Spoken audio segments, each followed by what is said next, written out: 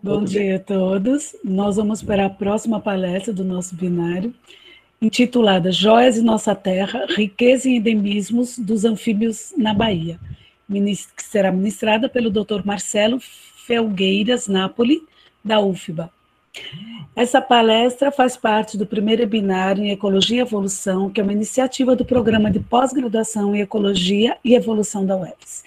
O palestrante, Dr. Marcelo Napoli, possui graduação, bacharelado e licenciatura em Ciências Biológicas pela Universidade de Santa Úrsula, mestrado em Ciências Biológicas Zoologia pelo Museu Nacional, Universidade Federal do Rio de Janeiro, e doutorado em Ciências Biológicas Zoologia pelo Museu Nacional da Universidade Federal do Rio de Janeiro.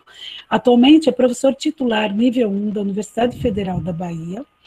Sua participação em programas de pós-graduação na UFBA como professor orientador e também como coordenador de pós-graduação em diversidade animal e em biologia e bionaturamento é muito atual, né? É curador da coleção de anfíbios do Museu de História Natural, Museu de Zoologia da UFBA, pesquisador associado, colaborador do Departamento de Vertebrados do Museu Nacional da Universidade Federal do Rio de Janeiro, é coordenador da Rede Baiana de Pesquisa sobre Anfíbios e membro do Conselho Deliberativo da Sociedade Brasileira de Herpetologia, editor associado do periódico Biota Neotrópica. O professor Marcelo exerceu as funções de coordenador do Museu de Zoologia e do Museu de História Natural, ambos da UFBA. Foi curador sênior das coleções de vertebrados do Museu de Zoologia da UFBA. Foi coordenador de pesquisa e criação da Pró-Reitoria de Pesquisa, Criação e Inovação da UFBA. Tem experiência na área de zoologia, com ênfase em herpetologia, anfíbios, atuando principalmente nas linhas de pesquisa em taxonomia e ecologia de comunidades de anfíbios anuros. Então, agora, professor Marcelo, seja bem-vindo. Obrigado. E estamos preparados à sua apresentação. Muito obrigado. Eu agradeço muito. É interessante a gente ouvir outra pessoa falar das coisas que nós já fizemos, né? Eu vou, então, apresentar o tema, conforme a Miriam já enunciou para vocês, e vou também apresentar para vocês um pouquinho de como é que foi a minha programação, tá bom? Para hoje. Vou botar o computador. Tá legal. Bom, então, a programação, eu pensei numa programação rápida, de 30 a 45 minutos. Vou tentar terminar exatamente nesse tempo, até porque a gente já vai estar próximo da hora do almoço, e eu acredito que a maioria de vocês já está um pouco cansada, embora a palestra de Fred tenha sido maravilhosa. Então, eu vou tentar ser um pouco pragmático, o que não é fácil para mim. Tá? Bom, os objetivos, são 4 objetivos dessa apresentação de hoje, que é identificar as famílias, gêneros e espécies de anfíbios que ocorrem no estado da Bahia. Fiquem tranquilos, obviamente, que eu não vou apresentar espécie por espécie, nem família por família, que a gente com certeza não acabaria nem uma semana. Identificar áreas geográficas de maior riqueza de espécies, identificar áreas de endemismo para os anfíbios no estado, identificar áreas prioritárias para a conservação dos anfíbios. Obviamente que essas áreas prioritárias, na verdade, são áreas potenciais, áreas que são interessantes para a conservação, que devem ser olhadas com um certo carinho ou cuidado para a conservação. Existem 6 temas, eu dividi a apresentação em 6 itens, em 6 partes, que é a apresentação dos autores. Eu vou apresentar rapidamente, porque Miriam já fez em boa parte essa apresentação. Depois, quem são os anfíbios? Eu penso que nem todos trabalham com anfíbios, ou trabalham com animais, ou trabalham com vertebrados, além de terem outros que são, provavelmente estão aqui presentes, que têm interesse no assunto, mas necessariamente não militam na área da biologia propriamente dita. O recorte geográfico usado nesse ensaio, exatamente qual é o âmbito geográfico que nós vamos trabalhar, que eu vou conversar com vocês. Inclusive, vou fazer uma breve apresentação do estado e daquilo que importa mais para que a gente compreenda os padrões de distribuição geográfica dos anfíbios. Quais são os anfíbios, propriamente dito? Então, eu vou apresentar uma sinopse bem rápida, baseada principalmente em certos grupos fenéticos, em grupos que são popularmente utilizados aí no dia a dia sobre os anfíbios, tentar facilitar o máximo possível a compreensão. O item 5 é onde estão distribuídas as espécies de anfíbios, a riqueza e as áreas de endemismo. Então, tentar mostrar mais ou menos quais são as áreas mais ricas, as menos ricas, as áreas de endemismo que nós já encontramos, e depois a gente pode discutir um pouquinho sobre o porquê desses resultados, né? O que pode estar tendo um viés positivo ou negativo aos resultados. E, finalmente, então, apresentar as áreas que nós elencamos como áreas que se mostraram, considerando o Estado como um todo, áreas que merecem uma atenção especial nas políticas de conservação das espécies. Então, basicamente é isso que eu planejei, como eu disse a vocês, 45 minutos, vou tentar me ater a esse tempo.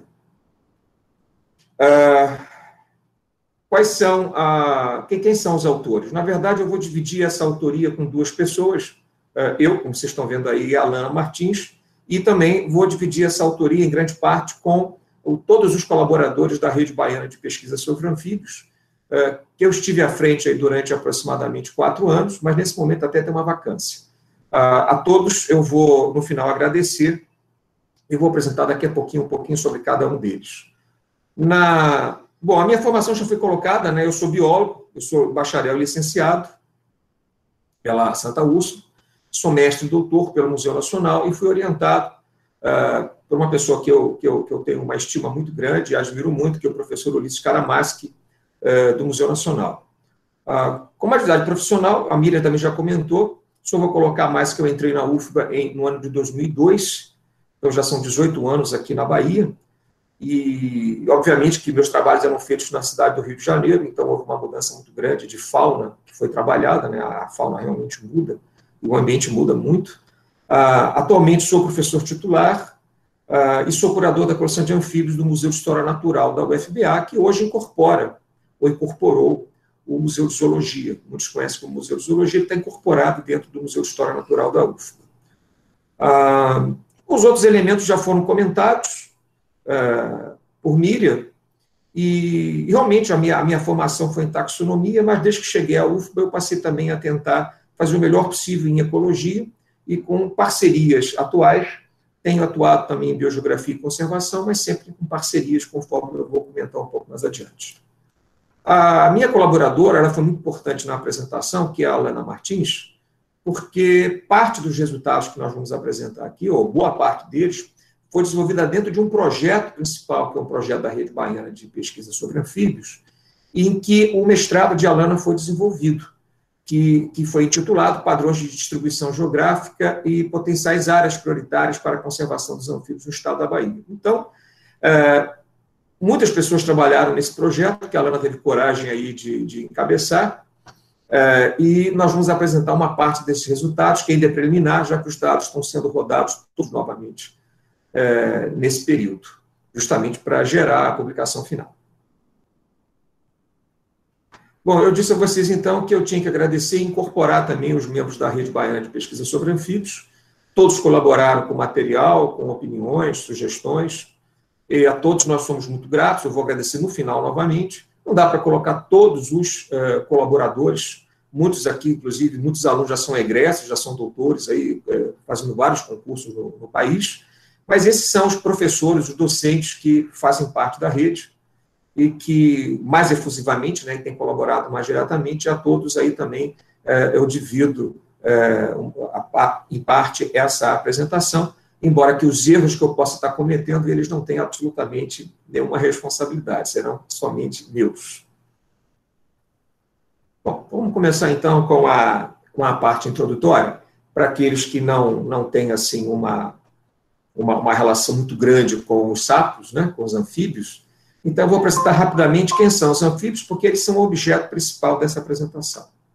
Então, partindo de uma apresentação sumária, muito sintética, a gente pode dividir os anfíbios, ou anfíbia ou licenfíbia, em 3 grandes grupos, que são os Gymnophiona, os Caudata e os Anura. Os Gymnophiona são geralmente conhecidos como cobras cegas. Muitas pessoas acham que já encontraram cobras cegas, a grande maioria não encontrou, na verdade encontrou répteis, que são os anfisbenídeos, são chamados de cobras de 2 cabeças.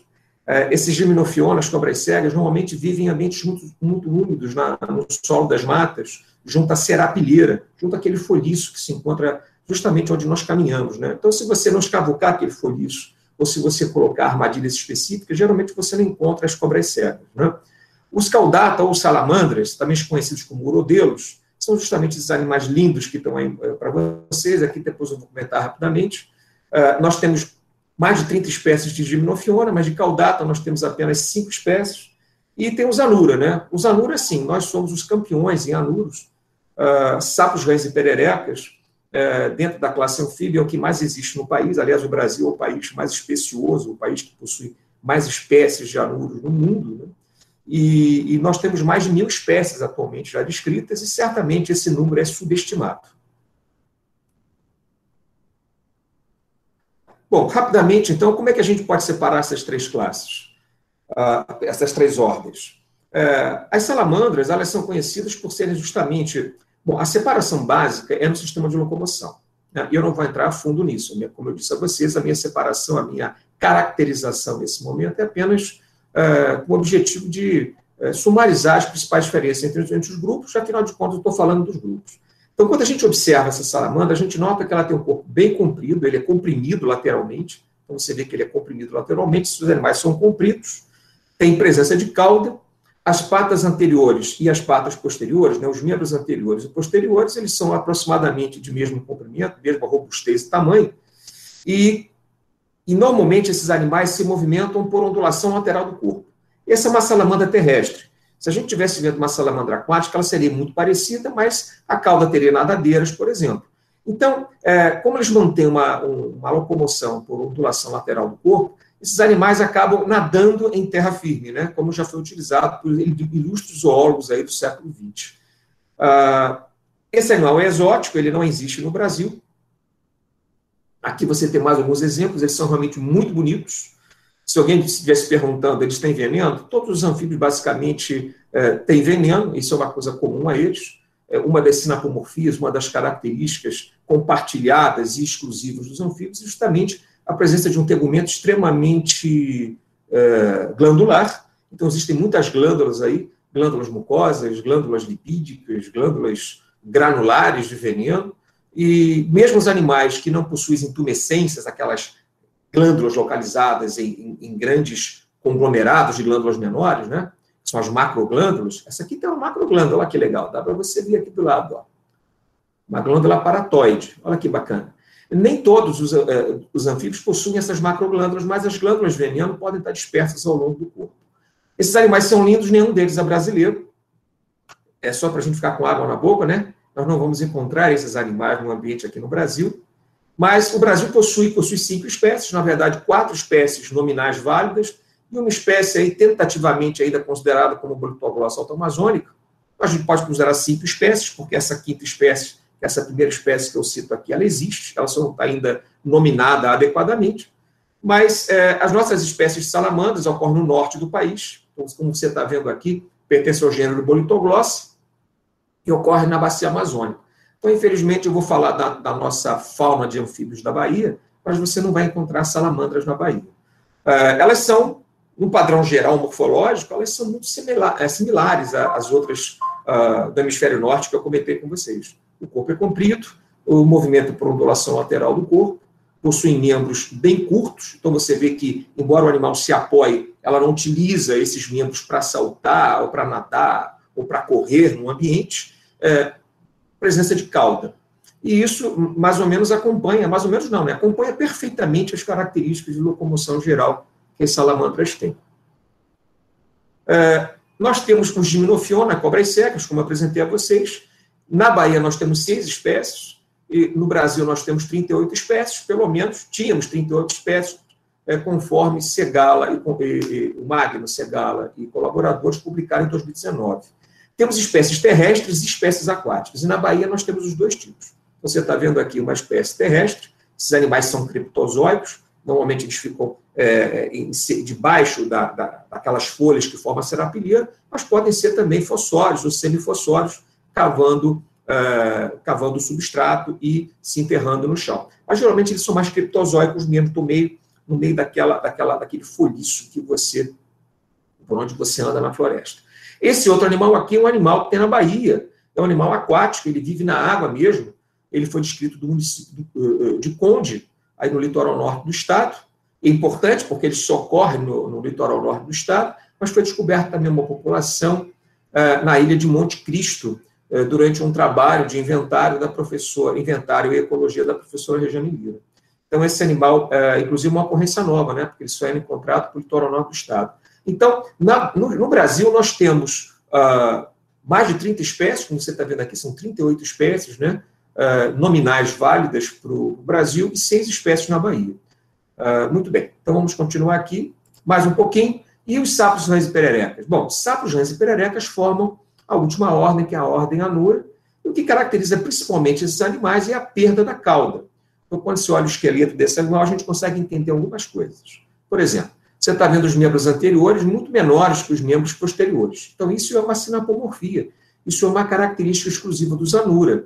Eles possuem os membros posteriores bem desenvolvidos, o corpo também sofreu uma compactação muito grande, a coluna vertebral, normalmente, o valor modal aqui, o valor mais repetido, são 8 vértebras pré-sacrais, que são essas vértebrazinhas que eu estou mostrando para você até aqui em cima, onde está a articulação com o crânio. Então, são animais mais compactos. A cauda é essa barrinha aqui óssea, você não a vê aqui para baixo, né, como seria a cauda de uma salamandra. Então, a cauda é bem compacta, essas vértebras caudais estão fundidas no elemento chamado uróstro. A cintura pélvica, a nossa bacia, ela é bem comprida, ó. Esse é o íleo, é um osso que se dirige para frente e se articula com essa vértebra, que é a vértebra sacral. E esse conjunto de características e outras mais, que eu não vou amolar vocês muito hoje aqui, acaba conferindo aos anuros uma adaptação ao salto e ao nado excepcional, né? Então, eles usam isso para andar, para saltar, coisa que as salamandras não fazem, nem muito menos, né? Muito menos o Gymnophiona, porque o Gymnophiona não tem nem cinturas e nem membros. Eles tiveram uma redução apendicular muito grande, justamente para o hábito criptozoico, esse hábito de sobrevivência, de viver, de habitar ambientes de serapilheira dessas matas. Outra coisa interessante que normalmente me pergunto quando eu falo dos anfíbios, e é uma pergunta clássica, né, difícil essa pergunta não ser feita, é se existe diferença entre rã, sapo e perereca. Então, vamos deixar claro já para vocês, já que esses animais vão aparecer na apresentação, é que sapos, rãs e pererecas, na verdade, não formam grupos monofiléticos, ou seja, grupos naturais, grupos onde os animais estão todos aparentados entre si de uma maneira muito forte. Então, eu não tenho a linhagem, o ramo dos sapos, o ramo das pererecas e o ramo das rãs. Isso, na verdade, nós conseguimos até usar essa nomenclatura popular para os animais que existem na nossa casa, aqueles animais que geralmente entram nos nossos terrenos, que a gente convive com eles no dia a dia. Principalmente aqui na Bahia ou no sudeste do Brasil, basicamente você consegue separar o que é sapo, rã e perereca. Então eu vou passar para você isso, até para ficar mais ou menos claro de que, a grosso modo, essa sabedoria popular ela não é tão absurda, não. Você consegue separar pela morfologia. Bom, o que é perereca? Perereca é aquilo que gruda na parede e sobe, né, na banheira da sua casa, na cozinha da sua casa.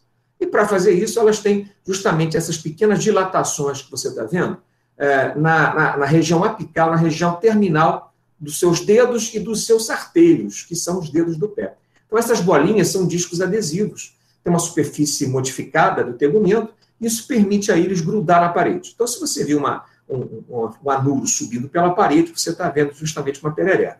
Bom, e se não sobe na parede? Se fica no chão? O que fica no chão pode ser duas coisas, né? Os animais terrícolas. São as rãs, que eu estou mostrando para vocês aqui no item 2, estou mostrando também nesse animalzinho aqui de baixo, e os sapos, que é o item 3, e esse outro animalzinho aqui do lado. O que as rãs têm? Bom, rãs e sapos, elas não têm as tais dilatações na ponta dos dedos. Tem até umas rãzinhas que têm, sim, alguma dilatação, conseguem até subir em troncos de árvores, em galhos e ramos de árvores, mas não são pererecas que vão subir pela parede. Isso não vai acontecer. O que a gente pode traçar como uma morfologia geral, isso vai ser útil para a gente daqui a pouco, é justamente a morfologia do focinho. O focinho é bem pontudo, normalmente. A pele normalmente é lisa. Os membros posteriores, como eu estou mostrando aqui, normalmente eles são bem compridos, como esse. Isso aqui é justamente um esqueleto de rã. Então, você está vendo o membro posterior, a pata bem comprida para o salto. E a musculatura é muito desenvolvida nessas regiões. Principalmente aqui está o fêmur, que é a coxa. Então, você está vendo aqui, essa regiãozinha que eu estou mostrando, na verdade, aqui é onde está a tíbia. Então, os membros são bem desenvolvidos, são bem hipertrofiados em termos de musculatura e são muito poderosos para o salto e para o nado. Quando você compara, por exemplo, com um sapo, essa perna ela é bem menor em comprimento, ele é mais curta e também ele é menos hipertrofiada. Normalmente as rãs são saltadoras, os sapos são andadores, puladores. Né? Você não vê um sapo dando um salto bacana como uma rã, por exemplo. Uma coisa, então, que a rã tem é a pele lisa. Já o sapo, ele tem a pele bem granular, porque ele tem muitas dessas macroglândulas, que são glândulas de veneno, são glândulas granulares. Então, você está vendo uma macroglândula granular aqui, que é a glândula parotoide. Você vai encontrar na literatura paratoide, tá? Mas, na verdade, teoricamente, deveria ser a parotoide. Eu vou falar paratoide para manter o que você geralmente encontra, mas esse termo é bem discutível. Então, cada buraquinho desse que você está vendo aqui, que são esses pontinhos, se você comprime, né, uma cápsulazinha estoura e o veneno sai. Mas esses animais não têm como ejacular o veneno na presa ou em você. Então, aquela história do nome feio, o sapo mija leite, mija é um nome muito feio, né? Ele não faz isso, na verdade. Né? Ele mal urina, na realidade. Então, a compressão dessas macroglândulas podem até possibilitar o lançamento do veneno, mas ele em si sozinho não tem como fazer isso. Tem uma exceção até no Brasil, mas eu não vou comentar hoje isso não. Bom, outra coisa que os sapos têm é justamente essas cristas craniais bem desenvolvidas, e a pele do teto craniano ela é concrescida com osso. É o que a gente chama de coossificação craniana. O resultado, quando você passa o dedo na cabeça de uma rã, normalmente a pele é solta, igual a nossa. Você sente que a pele é solta, ela se movimenta sobre a região óssea. Num sapo, não. Você sente o osso diretamente. Embora exista uma epiderme ali, com essa coossificação, você não sente a pele solta.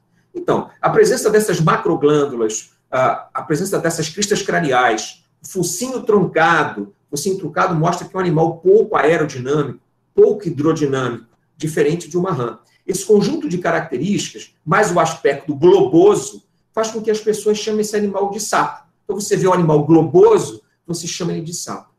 Isso é bacana, mas também é um problema, porque existem outros anúrios, eu vou mostrá-los daqui a pouquinho, mais à frente, que eles têm um aspecto globoso, mas eles não são sapos, que é da família Bufonidae.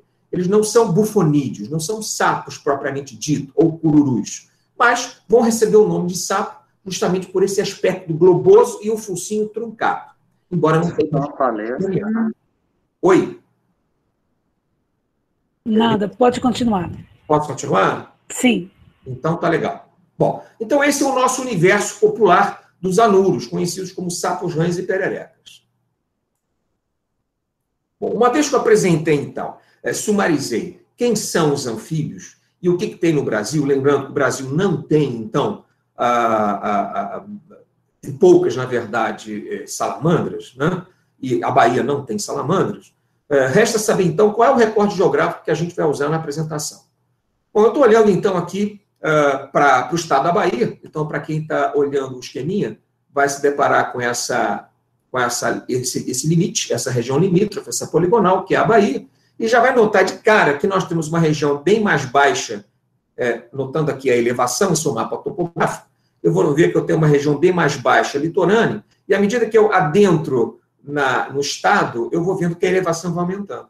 E encontro umas áreas bem bonitas, né, que chamam a atenção da gente de cara, que são essas regiões de marrom aqui no centro, na região central da Bahia, e também aqui nessa região terminal a oeste, o extremo oeste da Bahia, né, separando exatamente o estado de Tocantins, de Goiás e Minas Gerais. Inclusive, aqui em cima também, você vai notar que tem regiões mais elevadas, separando o estado desse rabinho final aqui do Maranhão e do Piauí. Então, quando a gente olha de cara, a gente nota que parece que a Bahia ela foi feita à mão, né, o recorte dela, né, seguindo exatamente unidades naturais do relevo. Se eu sobrepor esse mapa topográfico com as unidades de relevo do IBGE, eu vejo uma coisa mais bacana ainda em termos geográficos, né, em termos de unidade de relevo. Primeiro, eu vou chamar a atenção para vocês de áreas que são muito importantes para nós hoje. Vou começar aqui por cima. Quem conhece a Bahia, ou pelo menos quem costuma olhar trabalhos sobre a biota do estado, sabe que eu estou mostrando exatamente o que a gente chama de Chapada Diamantina. Talvez até um pouco mais inclusiva do que normalmente ela é considerada. Então, com as unidades de relevo, eu vou chamar a atenção primeiro para essa parte em rosado, que é justamente são as serras e a Chapada da Diamantina, de acordo com o IBGE. Depois eu chamo a atenção para essas duas áreas achuradas aqui, né, tracejadas, perdão, que é justamente as chapadas de Irecê e Utinga. Né, Irecê e Utinga. Nós temos ainda um complexo de serras muito importante aqui para cima, que são aqui, entre elas está a Serra de Jacobina, que você vai ver que é exatamente a Serra de Jacobina e Orobó. E um pouco mais ao sul, ele está chamando a atenção também, quer dizer, eu estou chamando a atenção para vocês, dessas serras do Espinhaço Setentrional. Detalhe, toda essa área bacana de serras faz parte da cadeia do Espinhaço, só que em termos regionais, em termos de subdivisões da unidade de relevo, eu tenho então as serras do Espinhaço Norte, do Espinhaço Setentrional, tanto aqui embaixo quanto aqui desgarrado, né? Essas serranias desgarradas mais ao norte. Isso é importante, isso é muito importante, porque isso vai possibilitar nós termos zonas de seção climática e uma biota toda diferenciada nessa região da cadeia do Espinhaço. Mas o que eu quero mostrar aqui? Bom, eu vou complicar mais um pouquinho para vocês. Eu estou sobrepondo agora a ecorregião da Chapada Diamantina, proposto por Veloso e colaboradores no ano 2002. Vários trabalhos já foram feitos com fauna, justamente mostrando o quanto que ela é congruente ou não com áreas de endemismo. Mas repara que essa zona do Veloso, ela não pega justamente essas serras mais ao sul da Chapada Diamantina que o IBGE colocou. Tem até o fundamento faunístico para isso, tá? Se vocês querem saber. Mas eu vou considerar como Chapada Diamantina toda essa região, para que a gente seja o mais inclusivo possível na apresentação. Vou sobrepor mais algumas áreas agora. Acostume o seu olho, porque deve ter poluído bastante o nosso mapa, né? Por quê? Por que eu quis poluir? Porque esse conjunto de elementos morfoestruturais, incluindo hidrografia do Estado, acabam provocando justamente aquele efeito que eu disse a vocês, que é uma delimitação do território da Bahia em relação aos outros estados. O que eu coloquei a mais? Primeiro, quero chamar a atenção para o Planalto de Maracás. Na verdade, no IBGE, ele forma uma unidade morfoestrutural contínua, né? Embora esteja adjunto, que é o Planalto de Maracás e o Planalto de Vitória da Conquista aqui embaixo. São áreas importantes que não só têm uma elevação maior, mas também como tem uma declividade, ou tem um aclive diferenciado, né, o famoso slope, que é tão importante hoje em biogeografia. Você tem uma quebra altimétrica, né, uma elevação abrupta de altitude justamente nessa área do Planalto de Maracás, onde a gente vai ter a área de Maracás como sendo uma área importante, como eu vou mostrar, e também duas áreas muito importantes, que são a Serra da Jiboia e a Serra do Timbó, aqui, justamente na porção mais ao norte desse Planalto. E aqui embaixo, uma área que eu ainda considero muito pouco amostrada, precisa de mais estudos, mas que está ligada à Serra do Espinhaço, que é justamente o Planalto de Vitória da Conquista, né, que vem até aqui. São áreas, todas essas áreas são áreas muito importantes.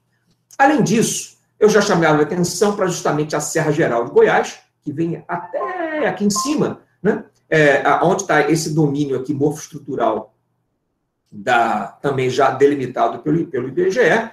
Aqui em cima, várias chapadas e tabuleiros. Eu não quis pôr o nome, porque ficaria enorme isso aqui. E aqui o patamar sertanejo, já praticamente fora do estado, mas que também está contíguo aqui, ó, com o bordo da Bahia. Então, quando você olha isso, você já vê que, em termos de relevo, parece que a Bahia está toda subdividida. E, no meio disso, depressões, como a depressão do São Francisco, do rio Jequitinhonha, do rio Pardo, se eu não me engano, Contas e Paraguaçu. E a leste, não preciso nem falar que isso aqui é um delimitador natural de distribuição geográfica de anfíbios, é o Oceano Atlântico, né? Nossos anfíbios não vivem em águas salobras, não vivem em águas salinas. Então, parece que a nossa fauna ela foi colocada dentro do estado e ela está completamente delimitada por elementos do relevo, elementos de hidrografia e, sem dúvida alguma, o próprio Oceano Atlântico.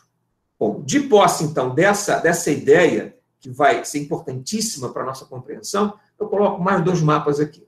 Esse mapa é bem legal, eu gostei muito dele, porque ele é um mapa bem didático, do Sérgio Fiore, está disponível aí na internet, e ele está em 3D, né? Ele fez esse mapa em 3D, e ficou bem bacana para mostrar exatamente como o estado ele é recortado e delimitado por serras. Essas próprias serras têm sua continuidade, por exemplo, com Minas Gerais, no caso do Espinhaço, ou no caso aqui no extremo oeste, com Goiás e Tocantins. Mas essas serras também funcionam não como só elementos, né, que, teoricamente, a fauna pode estar dispersando, mas também funcionam como elementos que barram a dispersão de espécies por entre essas depressões. Então, você tem essas depressões interplanáuticas que você espera que elas tenham clima diferente, espera que elas tenham cobertura vegetal diferente e tenham uma biota diferente dessas áreas mais elevadas que nós encontramos e dessas áreas também mais úmidas no litoral. Dá para ver que tem um corredor no litoral, né? Todo cortado por rios. Aqui, ó, o Jequitinhonha, aqui o Pardo, você tem aqui o Contas e aqui o Paraguaçu. E mais lá em cima esse rio incrível que é o São Francisco, que nós sabemos que funciona para várias espécies como uma quebra natural de distribuição biótica. Quando você pega e sobrepõe a aptidão climática da Bahia, você vê que justamente essas regiões serranas, como no extremo oeste da Bahia, na parte central, onde está a Chapada, e na parte litorânea, são as regiões mais úmidas. À medida que você interioriza essa sua caminhada na Bahia, você vai vendo o clima ficando mais seco, mais semiárido, mas com essas zonas de exceção climáticas perdidas, né? Justamente aonde tem as serras. Aqui, região, essa região norte, né, do Espinhaço, aqui você tem a Chapada, também ainda resquício da Chapada, e aqui, então, as áreas mais altas já com fronteira com Goiás e Tocantins. Então, esse aspecto que você está vendo de relevo, de clima, que vai automaticamente influenciar na vegetação, sem dúvida alguma, né, a gente já espera isso, vai influenciar também na composição faunística e na riqueza de espécies que nós vamos encontrar de anfíbios no estado. Finalmente, onde é que estão os biomas nessa história toda? Bom, para nós, os biomas, embora eles sejam muito combatidos veementemente por alguns autores, eu acho que os biomas eles exercem uma função de delimitação funcional para os nossos estudos muito importantes, né? Tanto biomas como o semiárido. O semiárido menos, como eu vou comentar com vocês mais tarde. O bioma caatinga, por ser uma unidade mais natural, o bioma caatinga, o bioma propriamente dito, por definição, ele é bem interessante. Eu acho importante colocar o bioma aqui em cima disso. Então, vocês estão vendo aqui a poligonal da Bahia, e a poligonal, uma parte dela, do bioma caatinga, utilizado justamente está sendo mais utilizado atualmente, inclusive nesse último livro aí, publicado pelo Zé Maria e pelo Marcelo Tabaré, onde nós temos até um capítulo lá com o professor Adrian Garda e a professora Flora Juncar. Então, eu vou usar essa poligonal, e vocês vão ver que a maior parte do estado está dentro do bioma caatinga, embora nós tenhamos regiões de transição importantes, né, que meio que coincidem exatamente com o relevo que eu comentei. Ó. O relevo vai diminuindo a sua elevação, e justamente onde ele se torna mais baixo, você tem uma quebra natural, com florestas, inclusive, relictuais de Mata Atlântica nessa região, e aqui também. Muito legal isso. Outra coisa que eu vou chamar a atenção para vocês é essa área aqui, ó. Essa áreazinha aqui de Maracás e de Vitória da Conquista, porque elas estão deitadas exatamente no limite entre o bioma caatinga e o bioma Mata Atlântica. O bioma Mata Atlântica está aqui, né? E o bioma Cerrado está aqui, e o bioma caatinga está aqui. Então, repara que parece prometer que a composição de anfíbios no estado da Bahia pode estar relacionada com essas divisões e essas zonas de transição. Bom, olhando o mapa, é bacana, a gente consegue ver como é que está distribuído esse relevo e esse clima. Mas, quais são os ambientes que a gente vai normalmente encontrar, onde nós vamos encontrar esses anfíbios? Eu podia passar amanhã mostrando fotografias de ambiente, né, que nós tiramos aí nos últimos 18 anos no estado, sem dúvida alguma, com auxílio de meus dois excelentes fotógrafos no laboratório, que é o Rafael Abreu e o Lucas Menezes. Mas eu não vou poder ficar eternamente mostrando fotos. Então, eu separei aqui algumas fotos da Chapada Diamantina, que retratam muito bem, inclusive, que tipos de ambientes que nós encontramos na floresta atlântica litorânea, ou no ambiente de cerrado, inclusive, justamente nas matas ciliares que nós já trabalhamos. Então, aqui você está vendo uma área de várzea, um ambiente úmido, com várias gramíneas. Esse é um ambiente típico, né? Nós trabalhamos com anfíbios, a gente vê um ambiente desse, a gente já quer ir para esse ambiente, porque a gente sabe que dali vai sair coisa. Aqui embaixo você está vendo também em Lençóis uma mata ciliar, só que o rio está correndo fora da mata, é bem legal isso aqui. Você está vendo uma poça temporária, típica de ambiente, você vai encontrar poças temporárias como essa, em áreas de restinga, como o Fred colocou agora para nós, você vai encontrar isso na Mata Atlântica, você vai encontrar isso no Cerrado, ou seja, qualquer um desses biomas, você vai encontrar uma poça como essa. Dentro da mata, você vai encontrar um ambiente como esse. Repara, isso é do Parque Estadual das Sete Passagens. Então, eu estou falando no norte da Chapada Diamantina, na Serra de Jacobina, lá no alto, a mais de 1.000 metros de altitude, você tem uma área como essa. Mas eu podia dizer para vocês que essa foto saiu de Itacaré, ou saiu da Floresta da Tijuca, ou saiu de Mucugê. Eu poderia falar que saiu desses ambientes. Na verdade, está lá de Lençóis, que é justamente uma área montanhosa, uma zona de exceção climática, como o Absaber já havia colocado na década de 70, e que você vê que ela se repete, ela é muito parecida com as outras, mas a composição faunística não é. Então, não é só a ecologia que a gente está vendo que vai explicar, né, se esses ambientes ecologicamente são tão similares, quando a gente olha a composição florística, pelo menos o tipo de vegetação e umidade, por que muda a composição? Porque tem os efeitos históricos, né, de como é que essas áreas foram colonizadas. Detalhe, eu não vou discutir hoje sobre processos que foram responsáveis por esculpir essa fauna. Esse não é o nosso objetivo hoje, discutir sobre hipóteses biogeográficas. Nossa equipe tem até alguns alunos doutorando trabalhando isso, junto com o professor Adrian Garda, da UFRN, o professor Henrique Batalha Filho, da UF, mas nós não vamos discutir isso hoje. Eu só quero mostrar os padrões encontrados e que animais existem na Bahia nesses ambientes. E aqui, nesses lajedos, essa imagem é linda, né? Isso também é de Lençóis, mas você vê que você tem uma mata seca, né? Uma mata semidecidual aqui do lado, e você tem uma poça grande nesse lajedo. Se você pensar assim, será que os animais que vão se reproduzir ou vão usar essa área para forrageamento são os mesmos daqui? Bom, eu não vou dizer que são todos diferentes, porque obviamente que há sobreposições, mas pode ter certeza, há diferenças sim, há espécies que são exclusivas dessas áreas.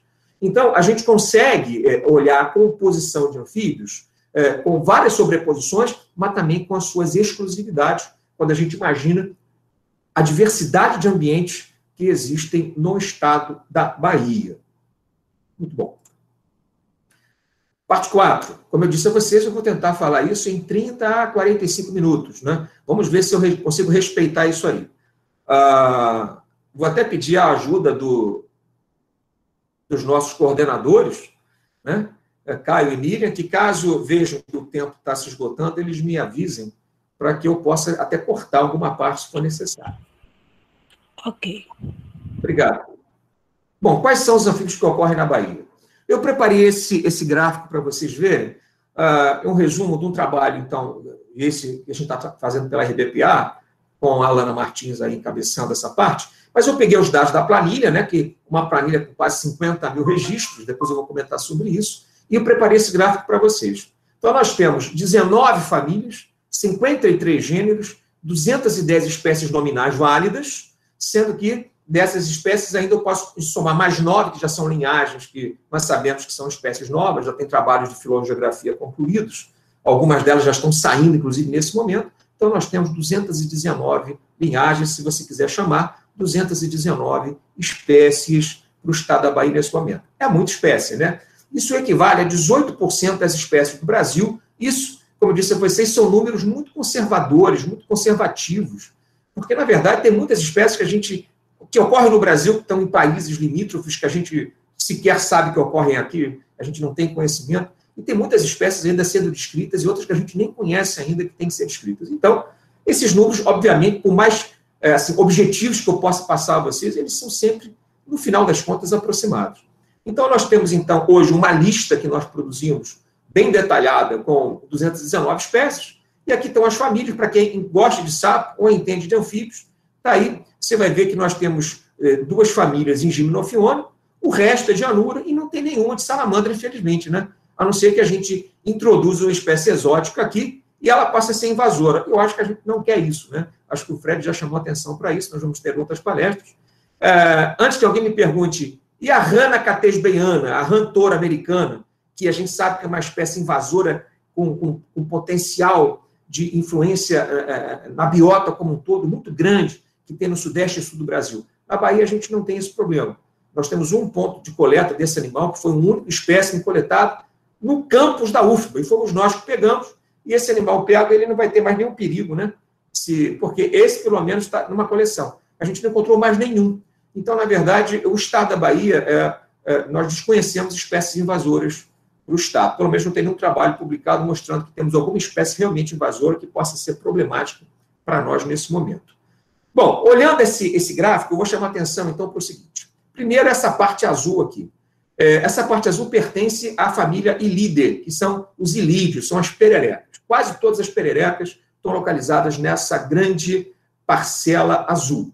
E essa outra azul mais clara são os leptodactilídeos, são as rãs, gias e caçotes. Aqui no Nordeste a gente conhece como gia e caçote. Eles estão aqui. Tem perereca por aí além daqui? Tem sim. Se você procurar, por exemplo, a família Alofrinidae, se você procurar a família Philomedosidae, essa azulzinha clara aqui, ó, você também vai encontrar pererecas. Tem outras mais aí que eu vou mostrar para vocês. E onde é que estão os sapos cururus? Os sapos propriamente ditos. São a família Bufonidae, que estão aqui, ó.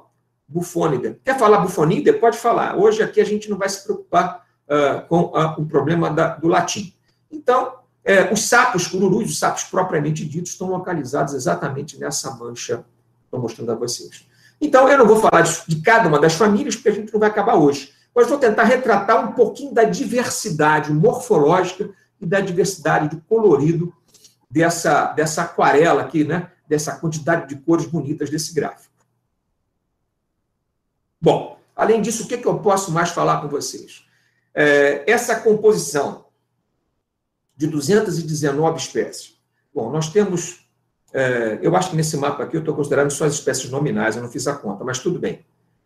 Nós temos 8 espécies, a restrição a um dos biomas. Desses aqui, quem é exclusivo dos biomas? Não estou dizendo que são endêmicos desses biomas, mas na Bahia, temos espécies que só ocorrem em determinado bioma? Temos sim. 8 espécies só ocorrem no bioma Cerrado, 15 espécies só ocorrem no bioma Caatinga e 104 espécies só ocorrem no bioma Mata Atlântica. Como eu disse, não estou dizendo que elas são endêmicas desses biomas, mas no estado elas são exclusivas desses biomas. Um número muito interessante é que 98 espécies possuem localidades tipos no estado da Bahia. Então, isso é muito importante. Muita gente não dá o valor necessário, ao meu ver, às localidades tipo. O nosso grupo de trabalho deu esse valor, essa importância, e 98 espécies no estado da Bahia mostra que isso é bem relevante. Mas mais à frente eu discuto um pouquinho sobre esse assunto.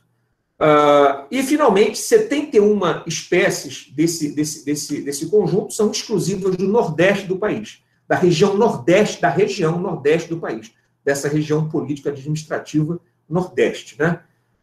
Isso também é bem relevante quando a gente pensa em fauna regional.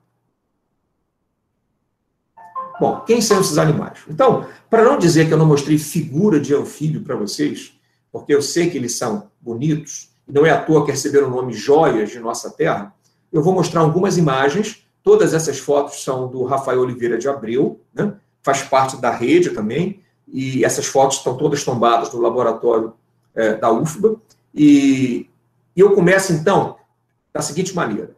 Como eu disse a vocês, eu criei grupos artificiais, são grupos fenéticos, para agrupar os animais pelas suas morfologias, conforme o conhecimento popular. Então, aqui eu resolvi mostrar para vocês quem são esses animais normalmente rotulados como sapos, e justamente devido ao formato globoso.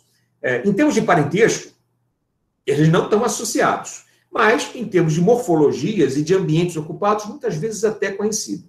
Então, aqui eu estou incluindo os sapos cururus, os bufonídeos. Aqui você tem um sapo cururu, um cururu de mata, que é a Rhinella crucifer, só animais baianos aqui, tá? E aqui uma Rhinella granulosa, que é um animal muito abundante na Caatinga, mas também ocorre na Restinga, um animal de área aberta, esse aqui é um animal de área fechada. Os sapos de chifre, que são os Proceratófilos. Aqui você tem o Proceratófilos minuta, que é um animalzinho bem pequenininho, um dos menores Proceratófilos que existem, que é endêmico da Chapada Diamantina. A localidade tipo é lá no Parque Estadual das Sete Passagens, na Serra de Jacobina. Aqui, um odontofrinus carvalhoi, um outro animal chamado, nesse caso não é sapo de chifres, é sapo-boi, né? Porque eles têm um som que se assemelha mais ou menos a isso. Mó, mó, mó. Então, lembra um boi, né? Pelo menos disse que lembra, né? Eu não acho que lembre, mas tudo bem. Sapo-boi. Esse outro animal aqui também é um sapo de chifre, que não tem chifre, também é um Proceratops. Esse é de área fechada, esse é de área aberta, o Proceratops cristiceps. Aqui você tem o famoso intanha, alguns também chamam de sapo-boi, que é um Ceratops aurita. Você encontra esse animal mais associado a relictos de Mata Atlântica, mas você pega ele cantando, por exemplo, no meio do pasto, na beira da poça. É um animal enorme, um animal que se alimenta de vertebrados. O que eles têm em comum? O formato globular, o globuloso, o arredondado, geralmente tem um porte considerável, com exceção desses menorzinhos, como o Ceratops minuta, como eu falei a vocês. Tá? E tem sons característicos. Eu incluí mais dois animais aqui que chamam-se de sapo, mas eles não têm nada a ver com esses outros, e eu não vou me deter neles, não. Que é o sapo de flecha e o sapo-pipa, que nós também temos aqui na Bahia, mas, como eu disse, a gente não tem muito tempo, então eu não posso mostrar fotografia de todos eles. Bom, o outro complexo de anuro são as rãs, as gias e os caçotes. A rã é um termo mais utilizado no sudeste e sul do país. Aqui no nordeste, normalmente a gente usa o termo gia e caçote. Na verdade, esses termos servem para vários tipos de rãs diferentes. Nós temos 77 espécies que se enquadram nessa categoria artificial, como eu disse a vocês, né? Uma categoria artificial, uma categoria popular. Então, quais são as famílias que se encaixam aqui? Os Brachycephalidae, Craugastoridae, Eleutherodactylidae, Ilodidae, Leptodactylidae e Microilidae. Pelo menos eu acho que esses animais se encaixam bem aqui em rãs, gias e caçotes. Nessas fotografias, o que a gente nota de comum é o formato do focinho pontudo, a pele lisa, os membros posteriores normalmente bem compridos, bem fortes e hipertrofiados, com exceção desse aqui, né? Esse aqui tem a patinha pequena. Esse é um animal que se enterra, inclusive, que é um Pleurodema diplolíster, muito comum na Caatinga e nas zonas de Restinga da Bahia. Esse aqui até parece uma pererequinha, né? Porque ele tem uma dilataçãozinha na pontinha do artelho e do dedinho. Mas ele também está dentro de um grupo de rãzinhas que põem os ovos diretamente no solo, que são os terrarana, e que aqui tem o Pristimantis e o Pristimantis paulodutrae. Aqui é um animal afim, né? Porque na verdade isso é uma espécie nova. E isso aqui é o Pristimantis rupícola, descrito recentemente para a região de Rio de Contas. Ambos pertencem aqui aos Craugastoridae. Adados também. Physalemos, Leptodactylus e Pleurodema estão dentro de Leptodactylidae. Temos alguns minutinhos, viu, Marcelo? Falta quanto? Mais ou menos uns 5 minutinhos, 6 minutos, para dar tempo para alguma pergunta. Nossa, então vai ser difícil, hein? Porque eu comecei atrasado, né? Eu vou tentar correr mais. Bom, aqui não vai dar tempo 6 minutos, né? Eu pensei 30, 45 minutos, enfim. Vamos ver. Aqui, eu vou tentar se passar um pouco, Miriam. Talvez tenha que passar tudo bem. Tá? Então, aqui a gente tem o Dermatonotus, que é justamente um microilítico, que tem a cabecinha pequena, e também muitos vão chamar de sapinho ou de rã. Bom, as pererecas são muito diversas, né? Elas têm uma diversidade morfológica muito grande, e são todos aqueles animais que eu disse a vocês que se grudam em alguma superfície. Quais são as famílias que se enquadram aqui? Nós temos os Alofrinidae, o Alofrinidae, Centrolenidae, Elifractidae, Ilidae e Philomedusidae. Eu não vou falar sobre cada um deles, mas as cores são muito variadas, todos eles são animais trepadores, então tem os discos adesivos, e aí a gente tem uma diversidade muito grande que ocorre em todos esses ambientes que vocês podem imaginar. Então, aqui eu tenho Philomedusidae, Ilidae, Ilidae. Mais animais belíssimos que ocorrem aqui na Bahia, né? Não é à toa que eu chamo de joias da nossa terra. Esse é um animal bem característico da Caatinga, que é o Corytomantis griningi. Vou mostrar mais algumas fotos a vocês. Esse animal, por exemplo, é um animal que tem localidade tipo na Serra do Mar, no Rio de Janeiro, que ocorre aqui perdido na Serra de Jacobina, né? Então, você vê que tem distribuições que são relictuais, são históricas, são pontos extremos da distribuição ao longo da Chapada Diamantina. Finalmente, então, nós temos os Gymnophiona. Eu disse que existem 6 espécies, e aqui eu estou apresentando a vocês os Siphonopsis paulensis, Siphonopsis annulatus, e aquele aquático, o Tonerpeton noctinex, que ocorre no litoral norte da Bahia, aquele que não sai da água, né? Essa foto, obviamente, é uma foto artificial, uma foto de aquário, e aqui são fotos, então, em terrário também, dos animais em serapilheira. Esses animais são muito parecidos, e você consegue diferenciá-los basicamente pelo número de anéis, por exemplo. Bom, uma vez que eu apresentei a vocês um pouquinho da diversidade, resta saber, então, onde é que estão esses animais, né? Onde é que está a maior riqueza na Bahia e quais são as áreas de endemismo.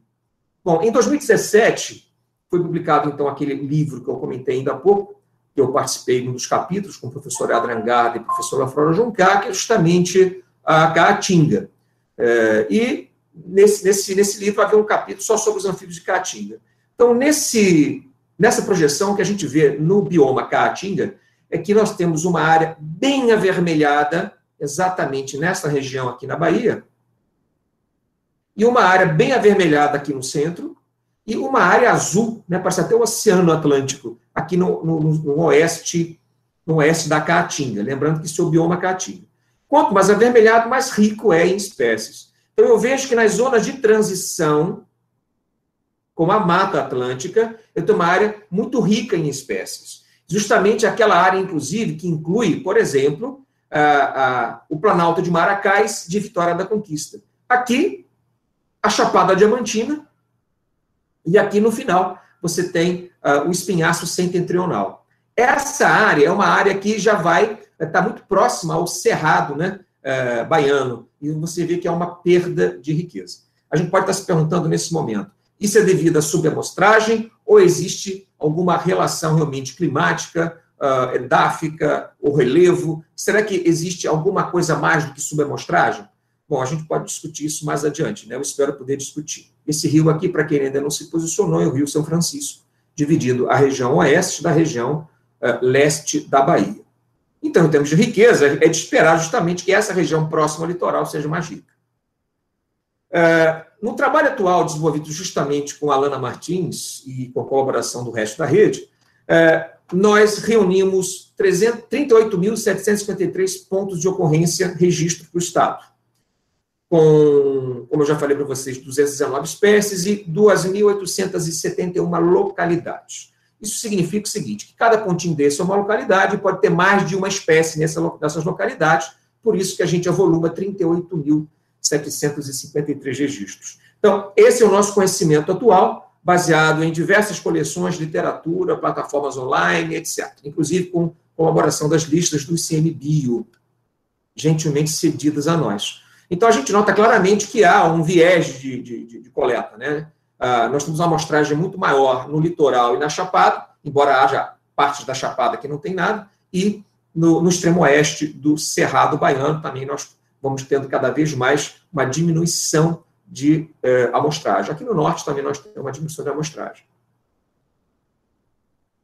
Bom, nesse trabalho, então, quando nós rodamos essa nossa análise preliminar, a gente verifica um resultado similar, em parte, ao que já obtido por Garda e colaboradores, lá no livro da Caatinga, em 2017. A gente tem uma área extremamente rica no litoral baiano, correspondendo à Mata Atlântica. Reparem que ela adentra um pouquinho, né? Justamente coincidindo com aquelas regiões como Planalto Vitória da Conquista, Planalto de Maracás, Serra da Jiboia, Amargosa, e depois ela volta a ficar um pouco mais vermelha justamente nessa região que é a Chapada Diamantina. No extremo oeste do estado, chega a ser bonito esse azul, mas na verdade ele é feio, né? Porque mostra que a riqueza é baixa nessa região. Então, você vê que está coincidindo, em parte, com o resultado obtido por Garda e colaboradores.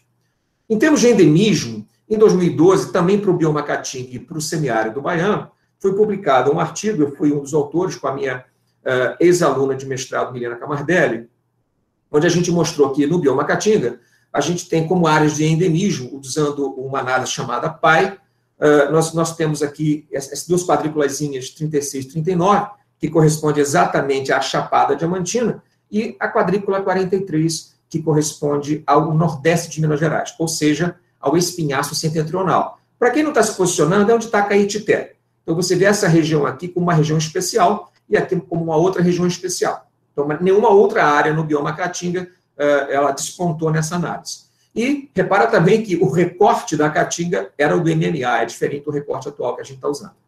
No semiárido, quando a gente usa a poligonal semiárido, que é artificial, que ela leva muitas condições socioeconômicas, então não é uma delimitação biótica exclusivamente, você engloba áreas de transição com a Mata Atlântica. Então muda um pouquinho o resultado. Você mantém a Chapada Diamantina, mas você inclui exatamente a área que pega Maracás, que pega a Serra da Jiboia e pega a Margosa.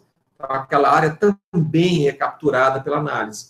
E aqui embaixo, desponta 46-47, que também está pegando uma área importante, que é justamente a bacia do Rio Jequitinhonha, que é uma área muito importante porque ela pega parte do espinhaço e pega a fauna do litoral do extremo sul da Bahia, que também é diferente, ela é exclusiva.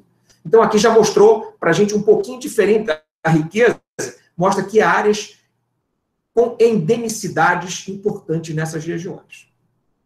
Nós repetimos essa análise agora em 2020, com esse conjunto farto de informações, e o que nós encontramos foi o seguinte.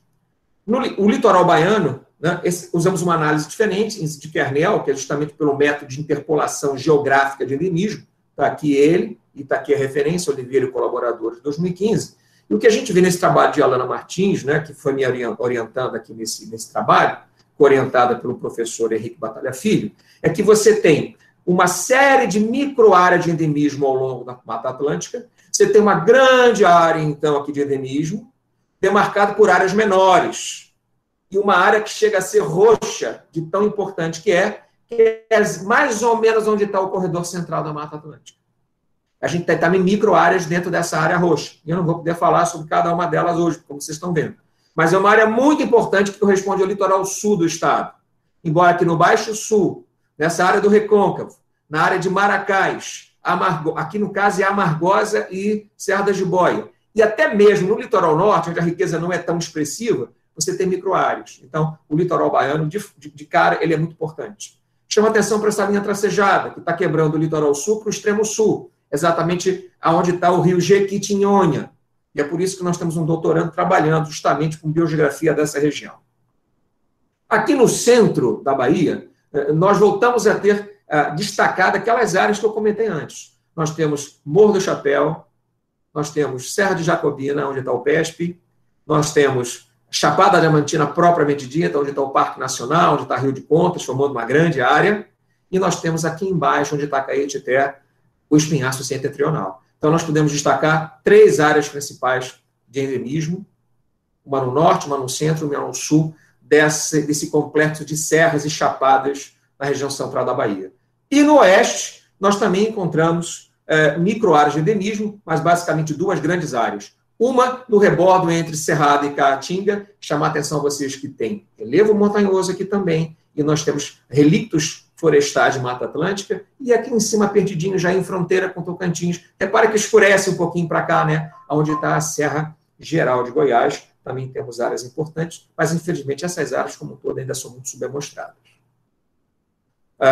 Desse bojo, nós temos 58 espécies endêmicas para o estado da Bahia, das 219, 23 com distribuição extremamente restrita, ou seja, aqueles animais em topo de montanha, ou restritos a essas áreas de serras e chapadas, e ainda temos mais 11 espécies que não são restritas à Bahia, mas na Bahia tem ocorrências muito pontuais.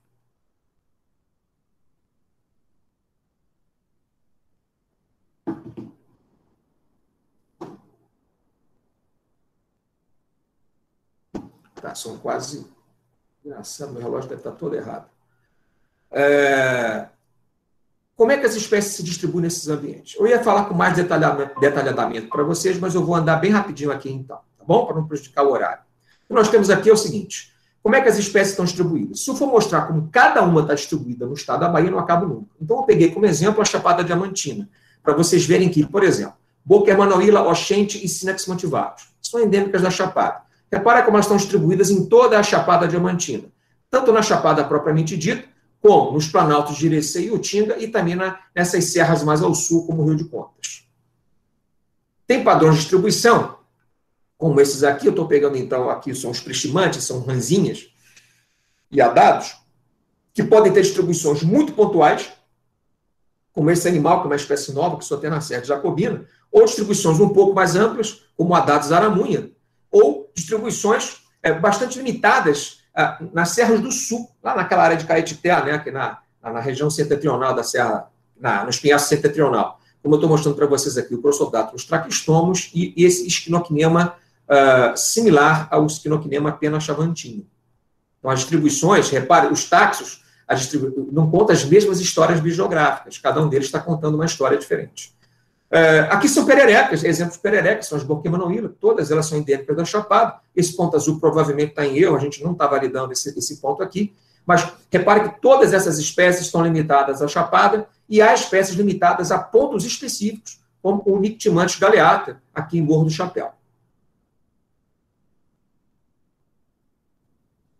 Mais um bichinho para terminar a exposição de distribuição, o Leptodactylus ureumantes, que é um bom exemplo, né, de um animal distribuído bem na Chapada Diamantina, embora não ocorra mais ao norte, e também no espinhaço setentrional. Então, vocês notem que essas unidades, espinhaço setentrional e a Chapada propriamente dita, embora elas sejam disjuntas, né, você tem aqui uma depressão, que é a depressão do médio e baixo Rio São Francisco.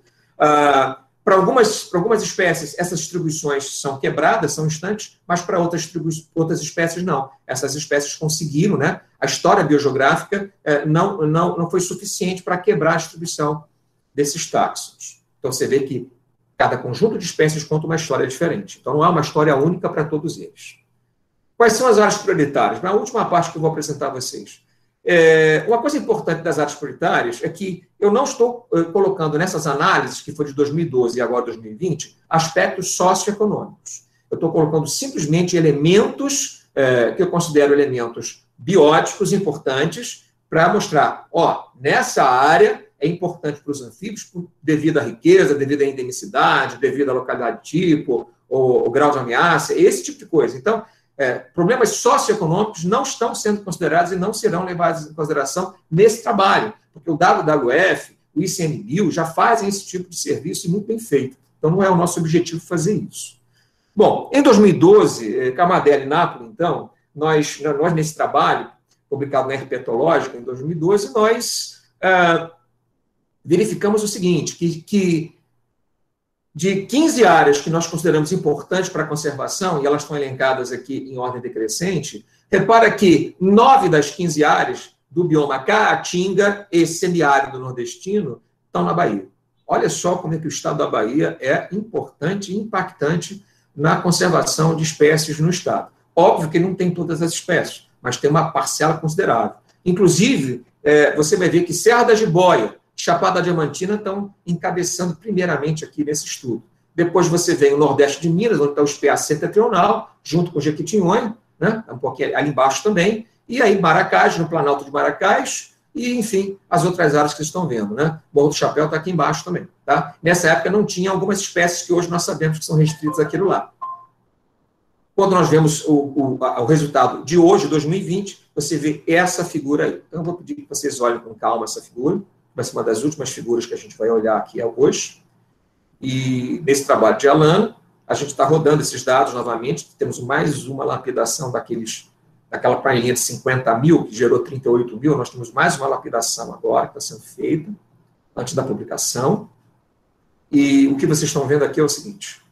Claro que a Mata Atlântica ia aparecer como a maior quantidade de áreas importantes para os anfíbios, em termos de diversidade, com 9 áreas. A área da Chapada e Serras mais ao sul, 4, e o Cerrado, que vai esperar menos. Então, tem 2 grandes áreas. Na Chapada tem 4 grandes áreas, que você tem Jacobina. Repara que a área está disjunta das outras duas, dessas 2 quadrículas, que é Morro do Chapéu. Pega ele um pouquinho também. Você tem aqui a Chapada propriamente dita, incluindo o Rio de Contas, e aqui Caetité, que é o espinhaço setentrional. Aqui, você tem, nessa área aqui de transição, você tem Maracás, aqui em cima a Serra da Jiboia, e aqui você já pega o litoral sul, onde você tem Baixo Sul, tem Litoral Sul e Extremo Sul, um jequitinhonha cortando justamente essa área da outra. Então, quando a gente olha, você vê que isso representa razoavelmente bem as zonas de endemismo, a quantidade de espécies restritas. Nós levamos em consideração, se você olhar aqui para o lado, as áreas de endemismo, riqueza de espécies ameaçadas, presença de espécies com distribuição restrita, né, aquelas espécies que só ocorrem num local específico, e a presença de localidades tipo.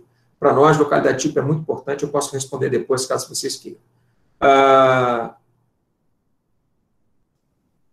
Bom, quais são as espécies que têm algum grau de ameaça? Eu coloquei essa tabela hoje, porque eu achei que talvez vocês quisessem olhar. Então, eu vou contar até 15 aqui na minha cabeça, para vocês darem uma olhada para quem trabalha com anfíbios, quais são as espécies que nós elencamos como um grau de ameaça, de acordo com a IUCN, ICMBio e SEMA Bahia, né, que é a última lista que saiu.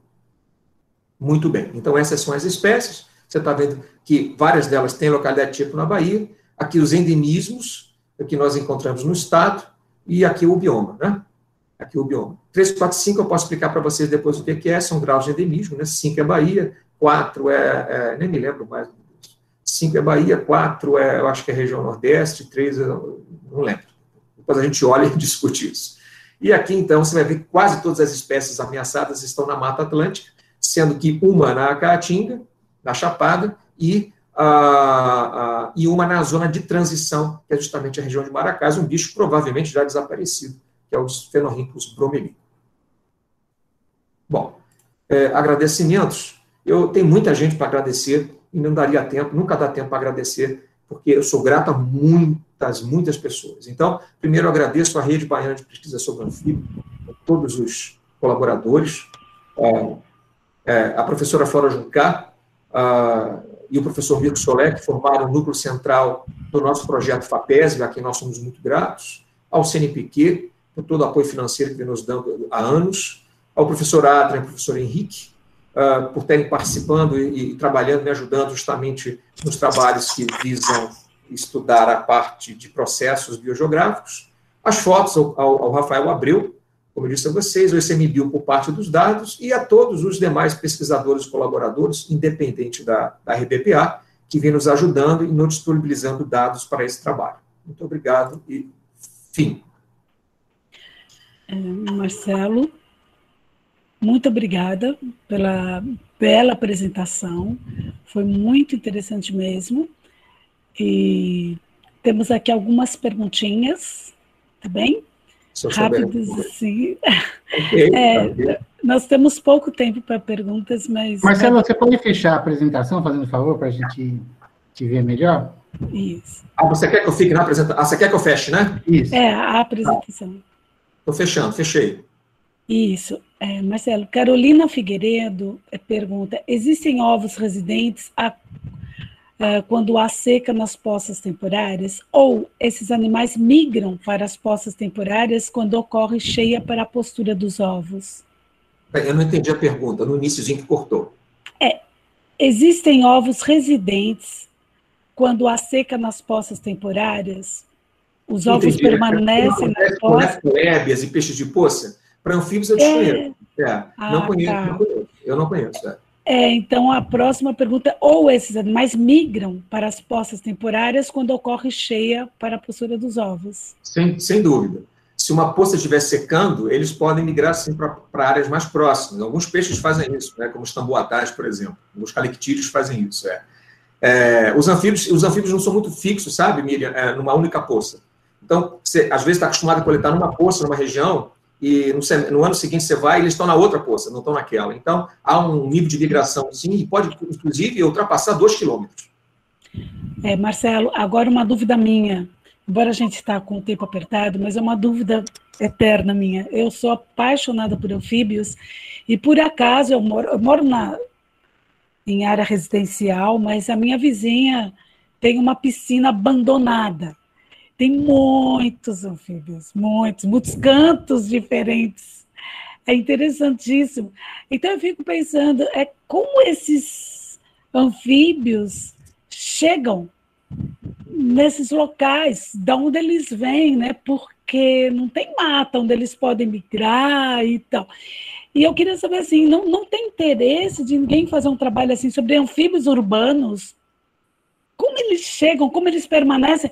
Por exemplo, eu convivo com as pererecas, agora eu sei a diferença de perereca e de sapo, ótimo.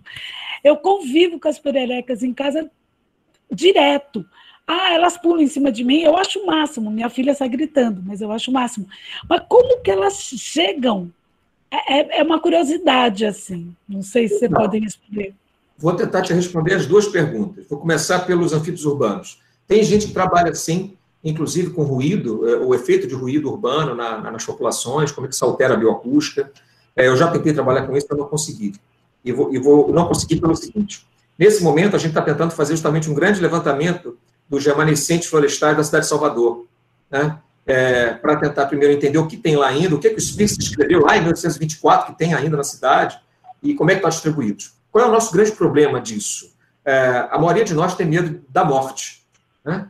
Tem medo de morrer, porque a segurança é muito problemática, né? Então, a maioria dos estudos urbanos impacta no problema da segurança, porque muitos desses remanescentes estão em locais perigosos. No Rio de Janeiro também, eu ia coletar na Mata Tijuca à noite, mas eu ia com muito medo mesmo. E eu consegui fazer umas boas coletas para o Museu Nacional lá, mas é muito perigoso. Então, há interesse sim, nós temos interesse sim, inclusive entender como é que esses animais estão distribuídos e o que pode estar explicando localmente esse padrão de distribuição. Nós temos esse projeto agora, o problema todo é o desenvolvimento. Por acaso, ia começar exatamente em março desse ano, com o bacharelado de um aluno que pensava o mestrado depois continuar. Mas com o Covid a gente teve que parar. Mas sempre há um problema, sim, da segurança. E o problema das pererecas na sua casa? Você deve ter algum prédio perto de casa. Você deve ter algum matinho com bromélia. E esses animais saem desses locais e entram. Porque eles não vão migrar 10 quilômetros. Eles estão migrando a 500 metros, a 1 quilômetro. Não estão tão longe assim. Você tem alguma coisa perto da sua casa. Pode procurar. A piscina abandonada? A piscina é maravilhosa, porque a piscina ela é um sítio de oviposição, é um sítio reprodutivo, pode ser um sítio de forrageamento, dá umidade, né? Enfim, a piscina explica tudo, né? Larva de mosquito? Larva de mosquito? Então, olha só. A gente sabe que os anfíbios podem comer mosquitos e larvas de mosquito, mas eles não vão especificamente para as larvas. Eu acho que eles acabam se refugiando na sua piscina pelo grau de umidade. Na minha não. Na sua piscina não, tá bom. Tá ótimo, porque eu sempre tive muita curiosidade. Tem mais só uma perguntinha aqui para a gente terminar. Rosivane Silva pergunta: professor, é possível e esperado que se encontre espécies endêmicas de Mata Atlântica e Caatinga ocorrendo no mesmo lugar, lado a lado, nessas áreas de transição? Boa pergunta. Então, a pergunta é pertinente e ela coincide com o que eu coloquei. A Mata Atlântica, embora a gente separe bioma Mata Atlântica e bioma Caatinga, na verdade, isso não é assim, né? Os botânicos podem me ajudar à vontade, porque a Mata Atlântica ela não tem uma distribuição restrita ao bioma Mata Atlântica, né?